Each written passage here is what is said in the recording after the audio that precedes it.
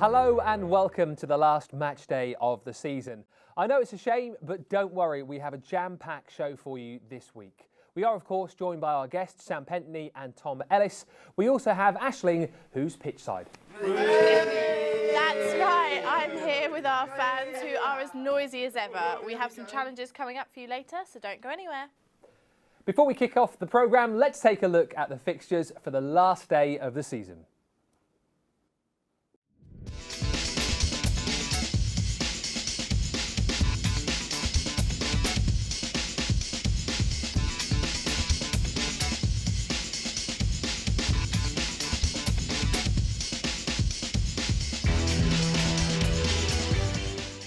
Looking at that, we're in for an exciting last day. Firstly, let's talk about Liverpool, who've been very impressive this season but have slipped up in the last two games against Chelsea and Crystal Palace. They're taking on Newcastle today, who've been less impressive in recent weeks. Sam, let's focus on Liverpool first of all. They were flying, 10 games unbeaten, and it's those two games, isn't it, that we've just spoken about that have tripped them up? Yeah, I mean, I kind of saw it coming. It's one of those sort of the last hurdle. Are you going to jump? Are you going to fall? And unfortunately, it looks like they might have sort of messed it up on the last one. But I mean, it was a great game to watch, the Palace game. But it wasn't the result they needed, that's for sure. Absolutely. We saw, obviously, Luis Suarez in tears at the final whistle, 3-0 up, 15 minutes to play. I mean, they couldn't have expected that. But as a whole, I mean, Liverpool now will be disappointed if they don't win the title. But do you think at the start of the season they had kind of realistic ambitions that they would be where they are now?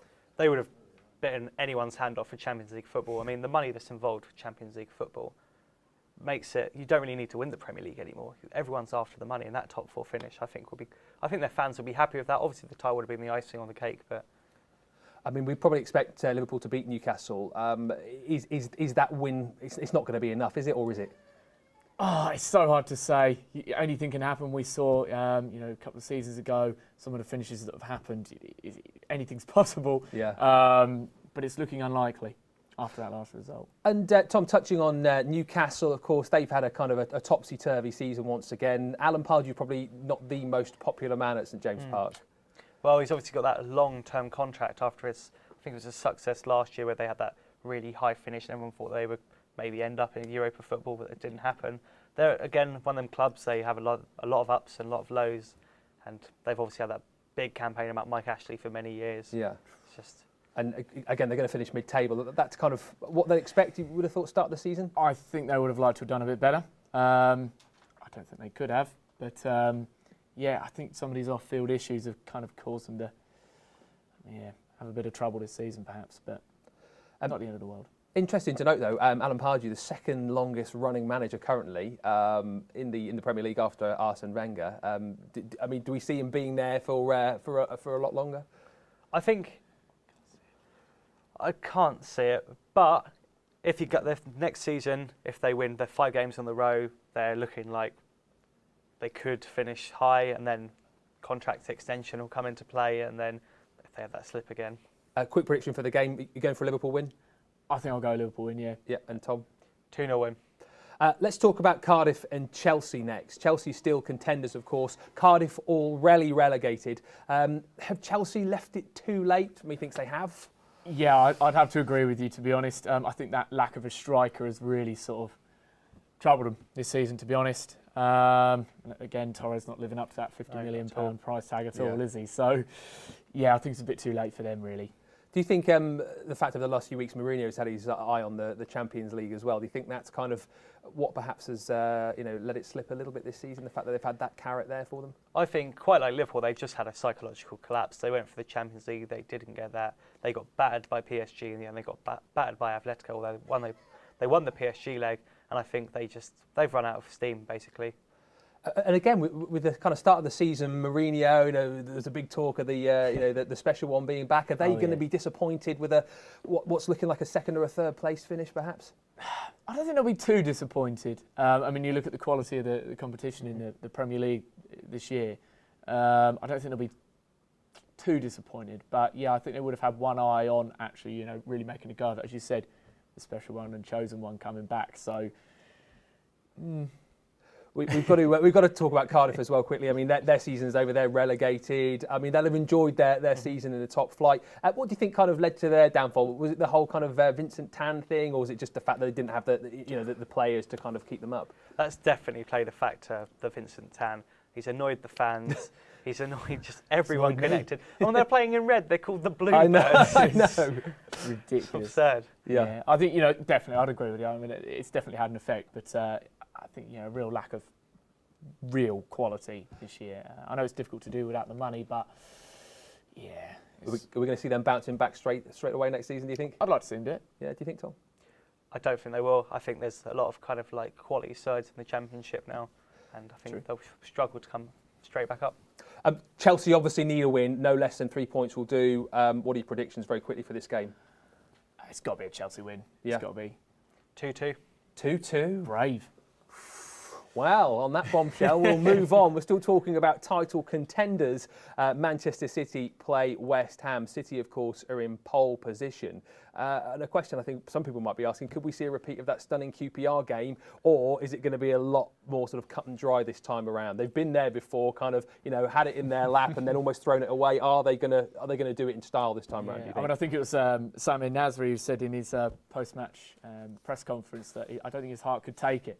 He don't think his heart could take it again. If it has to be done that way, that's the way they'll do it. But I'd love to see it just for football. Yeah. I'd love to see that happen again. It's looking quite likely. Let's be honest. It's getting quite tight now.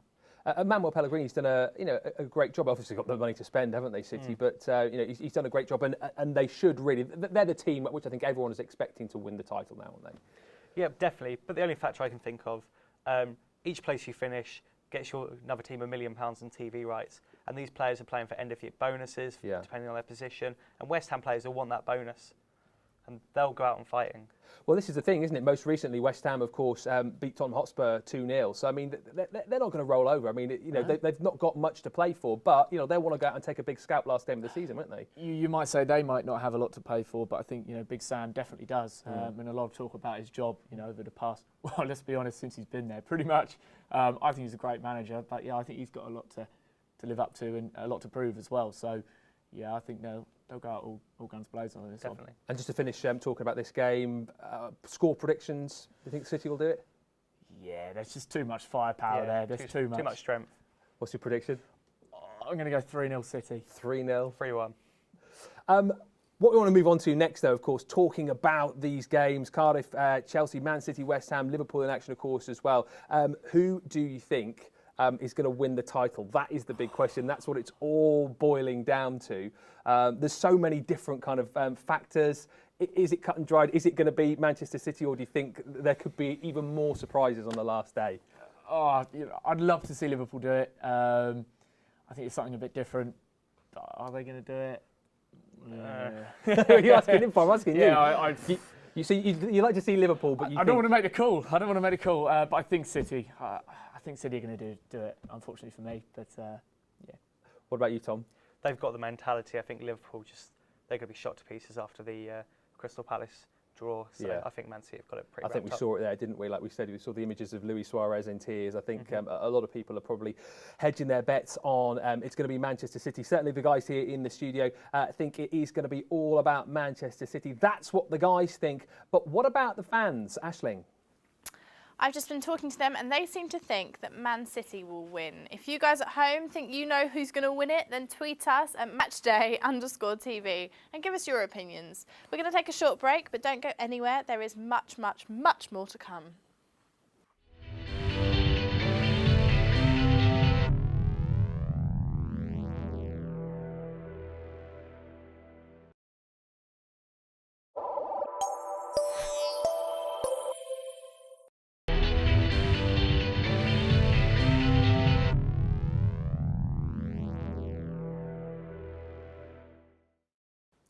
Welcome back. If we turn our attention towards the bottom of the table, of course, Fulham relegated last week after such a bad season. Where did it go wrong for them? That's the question we've got to, I think, take up first of all. Where did it go wrong for them? Well, they removed the Michael Jackson statue. I think that's where it went wrong. I think I saw that in the press quite recently. But you can't you can't blame it on things like that. I know They hated that people will statue try. originally, didn't they? Well, I think it was the manager. What was his name? It was Al Fayed, wasn't it? That's it. Yeah, he took it. The new owner came in or something and taken it out, and he said, "Oh, you'll rue this." And well, looks like they are. Yep. Perhaps it did play a part. Who knows? MJ.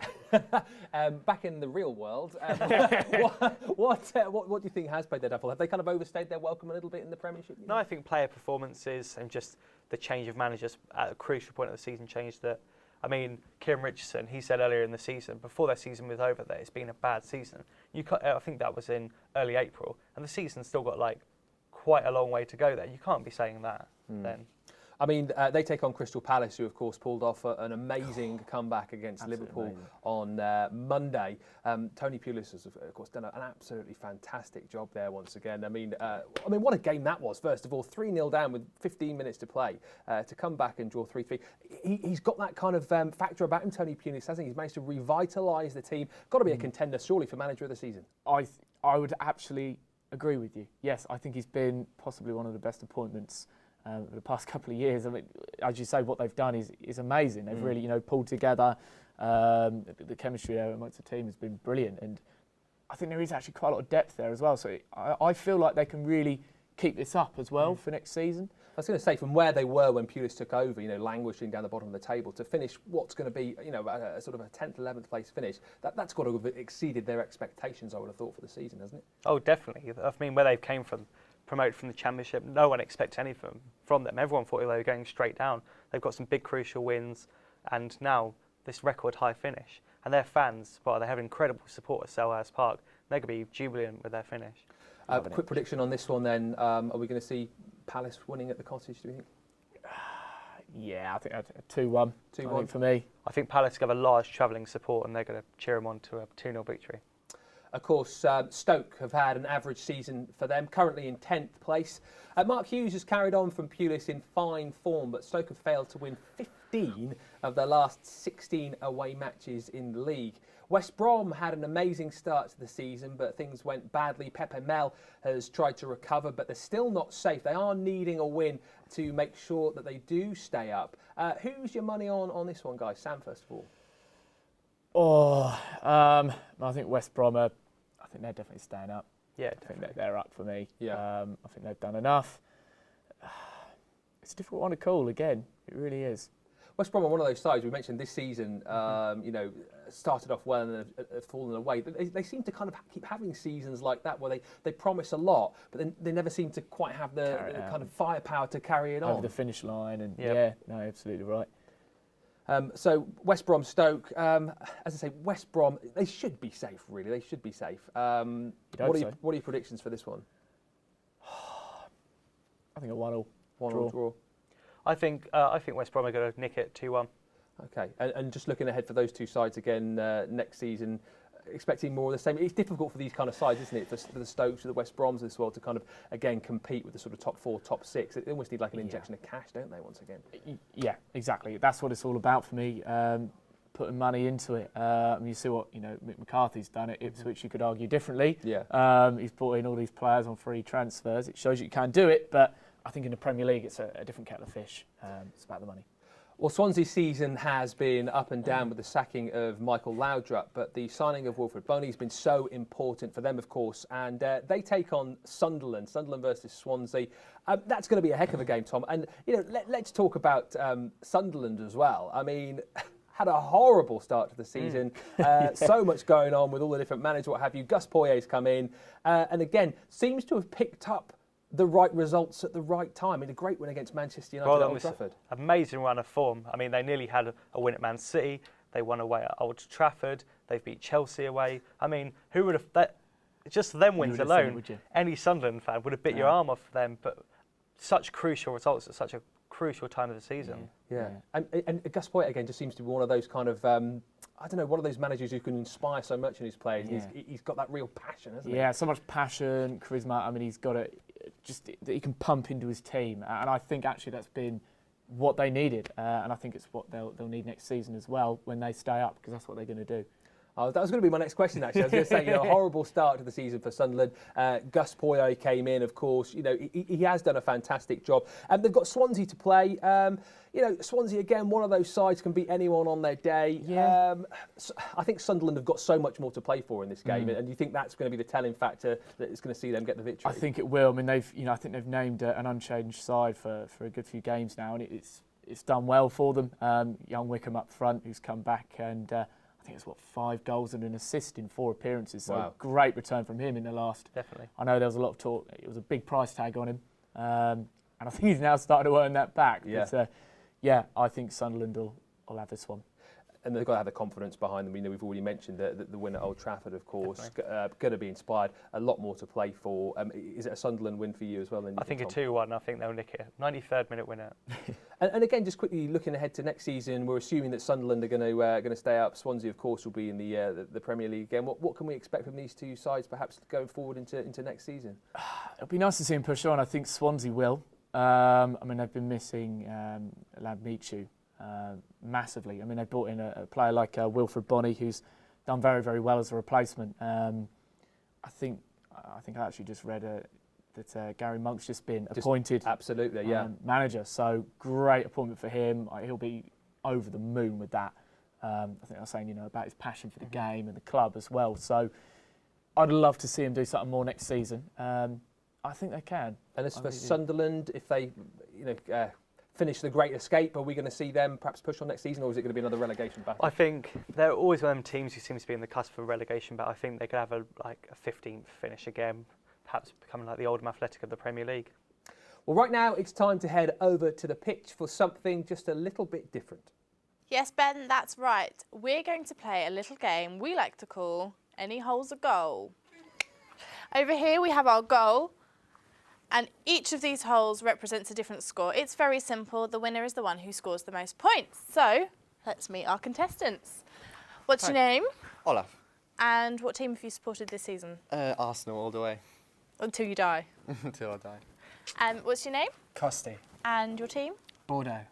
Nice. And then we have... I'm Dan, Mighty Jules. And finally... I'm George, and the Mighty Brentford. Nice. Okay, so you guys understand what we're doing here? You understand the rules? Yeah. So no foul play, please. Olaf, off you go. Feel free to zoom on. So thinking of going... Go on. Go on. Go on. There's a lot riding on this. Go on. Oh. Right, I think I'll take it easy this time. Go on. Right, 500. Nah.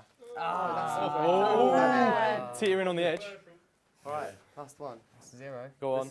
Pressure. It must be it. England penalty time. Oh, you're joking. It's all right. It's okay. It's fine. 0 points for you, I'm afraid, Olaf. Costi, let's see if you can do any better. Go on, Cost. You've got this. You've got this. What do we reckon? Go on. Is he gonna... I reckon he's he'll do about 500 at least. Hey! Oh, how close that was. You've broken the goal though. Same one, same like hole, it. same hole. Top bins. Top bins. Oh, 500 points, ladies and gentlemen. That was 500. Last one. Go on, Cost. Go on, Right. Costi. Come Go on, on. you gotta do it. Go on. Let's go. Oh, Yes. that was close. Well Loving it. done. The pressure. All right, Dan, what do you think? Danny boy. Can you beat him? Can you match him? You can do You it. gotta have Are you some going confidence, to Dan. show yourself up like Quick. Olaf? Rapid. Ah, Just rapid. yeah. Go on. Going for low points. What are you doing? Well done, Danny boy. Nice, well Solid done. score, mate. Doesn't quite beat Costi's 500. I'm moving on. We've still got one more contender. George, you feeling good? I'm feeling all right. You Yeah. enthusiastic? Yeah, as ever. I'm ready for Confident? this. Not really. Well, There we make go. it. Go on, George. Can do see it. it, Ready? mate. Yeah, we're ready. Yeah. Hey, not even on. That's in. That's That in. was 250. That That's was in. 250. Lovely. Yeah. Keep going. Well done, guys. That was a Come good on. effort. My maths isn't that good, but I think the winner is Costi. Round of applause, 500 points. Good man. Yeah, take another bow. Take another bow. Go on. Let's milk this. Back to you, Ben. Let's have a look at what you've been saying on Twitter. At TimB88 says, my bets on Liverpool just have to hope for a Man City loss in one of their 2 remaining games. And at Footy360, I like this one, Chelsea are like the Robin Hood of the Premier League, taking points from the rich and giving them to the poor. Summed up pretty well, do you think? Very, very. I really like that, actually. I'd like to meet the person that tweeted that and shake his hand, because that's a brilliant bit of writing. Couldn't be more true, could it? Keep on tweeting in, and this time we want to know what your highlight of the season has been. We're going to take another short break now, but there's still plenty more coming up.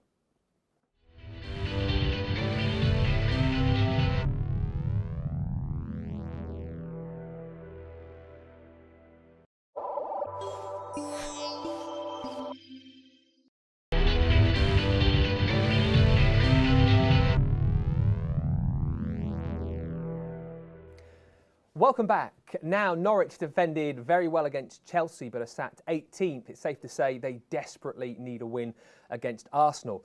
Arsenal's season could have been better, top of the league in December. Since then, they've claimed 4th and have an FA Cup final to look forward to as well. This game, Norwich versus Arsenal, I mean, it's quite simple for Norwich, basically, Sam, isn't it? They've got to win. Yeah, they have to. They've got no other option if they want to stay. I don't think they can do it, but yeah, well, let's see what happens, shall we? Are we going to see another moment from a few seasons ago with Delia Smith perhaps getting on the pitch at half-time? Where are you? I think what's been missing? I think we're going to see a strong Norwich win on this game. Arsenal are going to field probably their under-16s. I mean, they've got a hole in the FA Cup final the next week. They're not going to risk anyone. They've got 4th place wrapped up. They don't need to play this game. Norwich, I think, will win it, just for the fans, even if they're down by then. So you think Norwich will win this game? Yes, definitely. Right, OK. Well, it's a really good point that you've made, because, of course, Arsenal will have eyes on other things. They've already guaranteed the 4th spot, of course. They are going to be looking towards that FA Cup final. You still think an under-strength Arsenal side will be good enough to see off Norwich, Sam? Definitely, without a shadow. I think they've got more than enough. I've seen Norwich play Arsenal reserves and they won 4-2, so I'm going on that. Fluke, it's fluke. We'll have to wait and see. What is definitely worth mentioning, though, and picking up on is Arsene Wenger, of course, currently the longest-serving manager in the Premier League. What a record he's got for steering Arsenal to these 4th-place finishes. It's something like 16 years on the bounce, isn't it, that they've actually managed to get into the Champions League? Yeah, I mean, I'm sure a lot of Arsenal fans in the pub tonight will be saying, why can't he get us a bit more silverware? But yeah, I mean, I don't think anyone else would moan too much at 4th-place finishes most seasons. I mean, we touched on it really briefly as well, the fact that they were top around Christmas time. What's kind of contributed to their slide? Do you think it's, again, the whole thing of the Champions League games piling up, the FA Cup games piling up as well? Well, it just goes back to the argument of should we have a winter break or not. Obviously, there's the massive pile-up over Christmas where you play like three games in about 5 days. And then they go straight into the Champions League. And some teams just don't have a big enough squad. Like Man City, they've got a big squad, big, expensive, all expensive players. And Arsenal just don't really have that. And just to recap very quickly on this one, you're going for an Arsenal win? Well, yeah. Norwich win. Wow, Norwich's great escape is possible. We'll have to wait and see on that one. But of course, we touched on Arsenal there in the FA Cup. And talking of the FA Cup final, the other finalists, Hull, are looking to have just about secured their stay in the Premier League. Everton have shone this season under Roberto Martinez. They've secured a Europa League spot, and Ross Barkley must be the top of everyone's transfer list. This, of course, Hull versus Everton, and we've been talking off air about Ross Barkley. We were watching back a few of the goals. I mean, he's got to be on the plane, isn't he? He's got to be. I sincerely hope so. I mean, that finish the other night against Man City. What a goal. Barely even looked. He knew where it was, straight in the top corner. That's natural ability. Absolutely incredible player, and I'm sure he's only going to get better. And Roberto Martinez has worked wonders, of course, with Everton this year. I mean, again, they were in sort of 4th spot for a while. That was them and Arsenal, a bit of a ding-dong battle going on. But if you're an Evertonian, you've got to be happy at a fifth place finish, haven't you? You are and you're not. I mean, a lot of their players are going to leave at the end of the season. Everton are predominantly a selling club. They sell to the top 4. They sell overseas. They might lose Ross Barkley. They're losing Lukaku. Will they make 5th next season? It's all a bit up in the air. Could it be time for a change, though? It's going to be a funny game to call as well, because once again, Hull have got the FA Cup. I mean, they're definitely going to be keeping their eye on that one. That could be a huge result for them if they manage to beat Arsenal in the final of the FA Cup, wouldn't it? Great season for them. Fantastic season. And I'm glad. I liked them when they were in the Championship. Thought they were a great side. Yeah, I mean, that would be massive to beat Arsenal in that. I think I'd be there. That would be great. What do we think about the game as a whole then? Do you think Hull perhaps going to be resting a few players with one eye on that FA Cup final, or do you think they're going to be going full out to try and beat Everton? Oh, definitely. They're not going to. I don't think they put any effort into Everton at all. So certainly all eyes on the Cup. We need to get your predictions on this one as well then. Hull, Everton. I think Everton have got enough here. I think you're right. I think they'll probably have one eye on that Cup there. So, yeah, I think Everton will walk this one. Score? Oh, I think Huddleston will score a screamer. I hope so. I reckon 3-1 Everton. And what's your prediction on this one, Tom? 3-0 Everton. 3-0 Everton. Okay, so there we go. Interesting, as I say, to get the guys' predictions. Want to hear from you on Twitter as well. But right now, it is time for another game. Like I've tried to tell professional footballers, scoring a penalty is easy. But we've tried to make it that little bit harder. This game involves a penalty shootout, but with a pair of rather special glasses. To win, you must of course score a goal, but you also will be marked on your celebration, lads, okay? So make it a good one. First up, let's have Olaf. You can actually use that ball. This is mine. Special glasses. There we go. You might want to just walk around a little bit, get to grips with them. I just want to get used. Oh my god! So. Just so you guys know, they're So pretty funky. I have to shoot there, right? All right, I can see it. All right, here it comes, guys.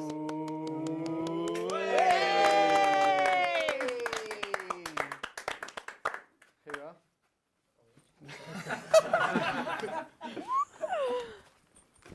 Nice. You went for the shimmy and the cartwheel. Okay, Costy, you're up next. What do you think? You feeling confident? Yeah, pretty Go, Costy. Costy. Come on, Costy. Come on. You can do this. We believe in How you. is it? Find your balance. Yay! Come on, you can do it. Oh, he did it. Glasses are broken. You got him. I like it. He styled that out. It's cost. Right, Dan, You've got this. go for it. Come on, show them up. Show them what you're made of. Dan. Hey! Go. Just I cannot do celebration. deadpan. He went for the cool tactic. He went for the No idea even where the ball went. laid back. Could have missed. Right, George, Right, you're the last one. Let's make this a good one, all right? Show us how it's done. I'm gonna. You're gonna Got it. Just got to eye up. This is going to be a performance in itself. I can feel it.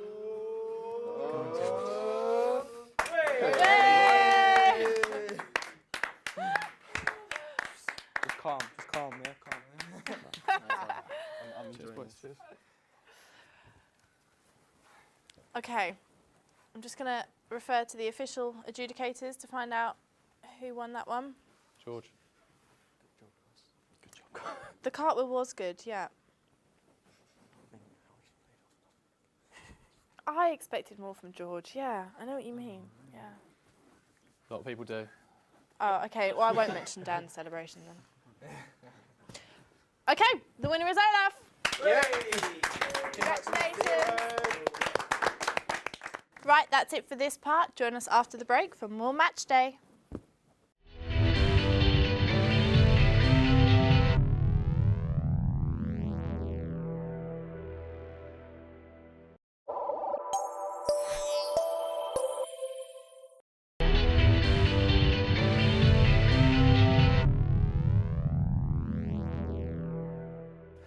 Hello again. Now we are going to turn our attentions to the Europa League spots. Southampton have had a good season. Lallana and Shaw have been outstanding. Surely they must be on the plane. And of course, Manchester United have definitely felt the effect of the departure of Fergie. They haven't finished lower than third since 1990. It's Southampton versus Manchester United. I kind of want to talk about Man United first, but we'll leave them just for a So few much to moments. talk about. There is. We can probably do half an hour on it, to be honest with you. But Southampton, again, a team that you've got to look at and think to yourself that they've overachieved this season, haven't they? Yeah, quite simply. I think they're a great team. They've got some great prospects in there. I mean, a player like Lallana, I mean, he's a brilliant player. As you said, he's got to be on the plane. A real surprise for me, actually. I knew he was good, but I didn't think he'd excel that much this season. So yeah, really impressed with him. Have you been impressed with Southampton this year, Tom? Well, I've been impressed with their meteoric rise. I mean, they were at the brink of administration. They had a points deduction, and now they're kind of topping the Premier League almost. For me, I'm interested in this game. Manchester United, again, still having a bit of a wobble with Ryan Giggs in charge. It could be an amazing game, but we haven't got enough time to kind of talk about Manchester United as much as we wanted. But they've had, such a disappointing season. Moyes was the chosen one, then he's out the door. Now Ryan Giggs is in. I mean, it seems unbelievable to think that they're going to finish in 7th spot. I know. I don't think anyone could have seen that coming at all. For me, it's probably one of the worst United squads ever, debatably.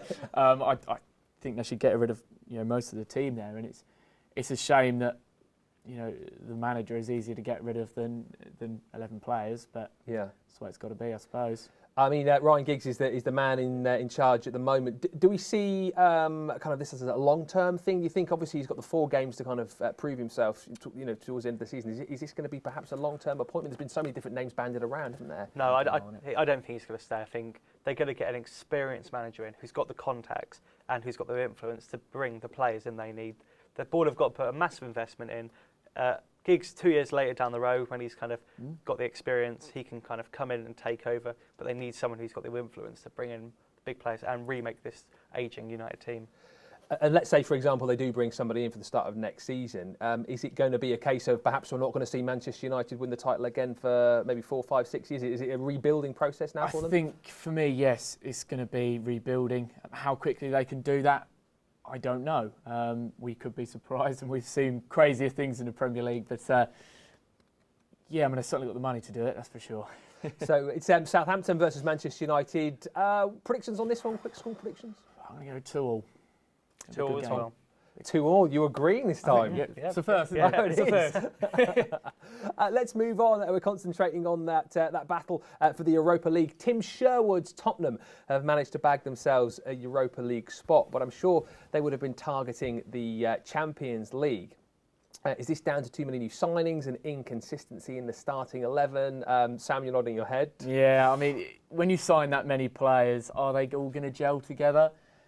Most probably not. It's going to take a little while, and I think probably the only signing that has actually performed is Christian Eriksen. Great player.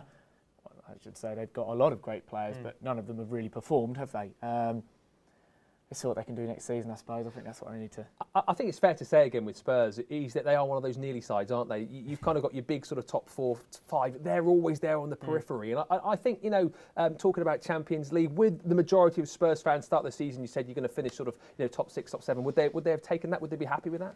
No, I don't think. I think they want to break into the top 4. They've definitely spent enough money. I think they've spent a lot more money than, say, Man United or Arsenal have. And they're always, generally, in the top 4. I think their ambitions and how they sell them a season ticket act to sell their tickets. I think they're going to finish mediocre 6th, and they'll get kicked out of the Europa League in the quarterfinals again next year. Villa have lost their last 4 away matches in the Premier League, but they're safe for another season. Just quickly to talk about Paul Lambert, of course. Villa are safe. Is Paul Lambert safe? That's a tough call. I think he's done enough, personally. It'd be a tough call. I wouldn't be surprised if he went, but I wouldn't be expecting it, I think. Quick score predictions on this one then. So Spurs versus Villa, White Hart Lane. It's got to be 3-1 Spurs, I think, for me. Most boring 0-0 of the season. There you go.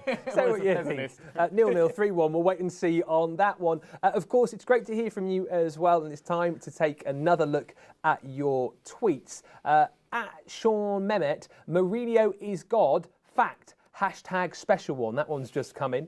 At James Formango, my fave moment was Theo giving the Tottenham fans the 2-0 celebration. Any comments on that one? Yeah, it was quite class. I mean, it does show a bit of passion, doesn't it? Definitely. I always like to see that. And we've obviously been talking a lot about highlights of the season, and we've been asking people to tweet in their particular highlights. But just to kind of wrap up the season as a whole, what's been a highlight for you, Sam? Oh, for me, it's got to be Shelvey's goal, isn't it? Incredible goal. That was against Villa. Aston Villa, absolute corker. What a goal. Straight in the top goal. Yeah, top draw that. What was the highlight for you, Tom? Palace has come back the other night. Special, wasn't it? Everyone loves to come back. I would love to have been there for the atmosphere. Who stood out for you? As a player, for the season, it's got to be Ross Barkley for me. I'm really looking forward to watching him next season. Hopefully still in the Premier League. Tom? Raheem Sterling, another young player who's kind of booked his place on the plane.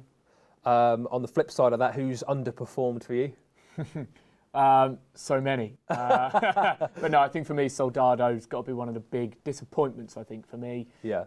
You sort of have high expectations and he just hasn't delivered. Tom? The Chelsea squad, they've all underperformed, Demba Ba and Torres especially. And I suppose the biggest question of all, who do you nominate as the official Matchday player of the season? Sam, first of all. For me, it's got to be Luis Suarez. What a player. And Tom? Shamak, he's just been outstanding this season. Suarez, Shamak, we disagree on that one, but there we have it, the official Matchday players of the season. Let's see what the fans have to say about that. Ashley? Thanks very much, Ben. So, guys, what's been your favourite part of the season? Well, as an Arsenal fan, I can definitely say it was the beginning of the season. At first, we managed to get Ozil in the team. Then, about 10 games in, we were way ahead of the opposition. It really managed to build my hopes up. And what was that like for you? Because you're an Arsenal fan, aren't you? Well, I did actually want Arsenal to win the title. After all, we haven't won anything forever, so I don't think that's much the question. And Costi, what about you? What was your favourite part? It was probably when Man United lost their Champions League spot. Happy about that? I'm pretty happy about that, yeah. Okay, and what are you guys expecting from next season? Well, definitely an improvement. We still have a cup to win for Arsenal anyway. So I've got my hopes up for that, just the final to go. And from next season, definitely improvement. Hope the injuries won't get in the way. Costi, if you could pick a winner for next season? I'd probably say Liverpool.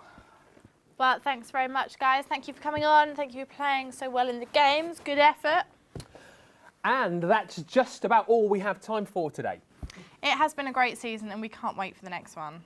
Until then, it's goodbye from everyone here at Matchday. Woo!